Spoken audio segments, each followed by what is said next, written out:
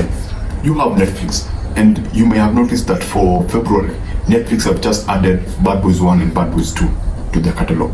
Now, most of you may ask yourself, do I really need to watch Bad Boys again? Is it not what I watched a few years back? What's the difference? Is it rewatchable? So today I'm going to talk about Bad Boys, the first movie, and I don't want to talk about the film. I don't want to talk about what I liked or what I hate.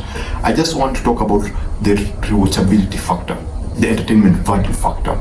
Is this the kind of movie that you can rewatch, and why should you take your time to actually rewatch it, and when should you rewatch it, rather than Will Smith's characters, what the Michael Bay's direction style, what he chose, the decision style, the production of the... I don't want to talk about that. I just want to talk about how I feel the film, how I feel about the film as a rewatchable, big blockbuster in the Hollywood movie.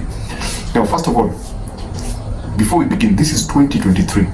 This movie was produced almost 28 years ago. That is 1995. It was the shooting of the movie began in 94 and it was released in 95.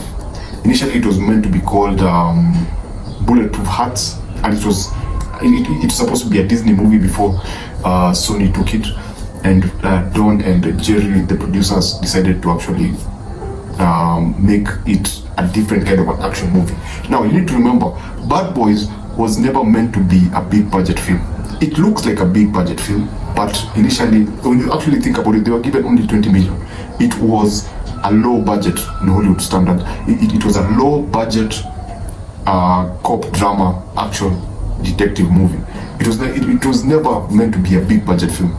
And as you go into this, if you want to rewatch it, as you go into this, I need you to remember that, because Michael Bay also, apart from the fact that there are interesting trivia about this film, Michael Bay actually put in his own money in order to get that final action set piece. This was Michael Bay's first film, and he was coming off music videos. So there are two things about this, and there are two things that affect the movie: the fact that he was a first-time director, and the fact that he was a music video director. Some scenes in the film have what I would call, and this goes back to the small budget factor, there are some set pieces that you can tell that the set is very, very cheap. Now, since Michael Bay is a music video director, there are a lot of quick cuts, so you may not like that about the film. The cuts are quick, the sets look cheap, and Michael Bay actually said that he had to do this because he was not working with a big budget, so the sets, the quick cuts were there to hide the low budget nature of the film. But then again, it's Michael Bay, so the glossy colors are in. This was his beginning of using those, the sunsets, the glossy yellow sunset effect on his films. This was Michael Bay's, I would call the beginning of his big explosion action set pieces, especially with the last scene. Now, the thing about this movie is what I call, they use the typical movie formula, which is you begin here, then it rises. It's one of those films that you need to give a chance. Let it grow, because the story grows as it moves on, and then you have the final big action set piece. So be patient with the film. If you've never seen it, just be patient with it. The chemistry between Martin Lawrence and Will Smith is actually one of the best part of the films. Again, Michael Bay looked at the script. The script was not a very strong script, so he looked at the scripts and then went to Martin Lawrence and Will Smith and told them to actually improv. There's a lot of improv. You can feel sometimes that the dialogue feels very natural. It feels like they're having a normal. There's a chemistry between the two, and the dialogue feels free flowing. And that was mainly because Michael Bay pushed them to improvise. So those are a few factors about Bad Boys. This is a movie that you should watch on a lazy Sunday evening or a Sunday afternoon. It's very enjoyable.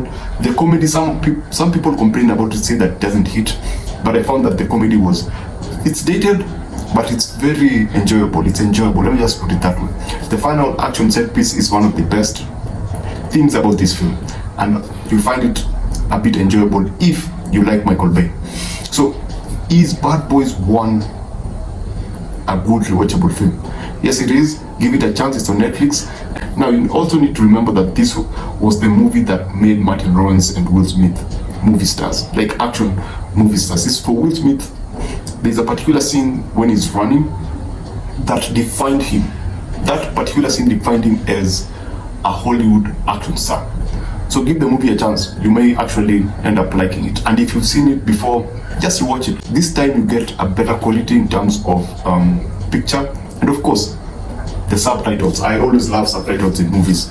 So that's it for me. Bad Boys, watch it if you want. If you've seen it before, it's always a good time. I've seen it so many times, and every time I keep watching it, I find new small things that make it more enjoyable. Thanks for watching, and see you on the next one.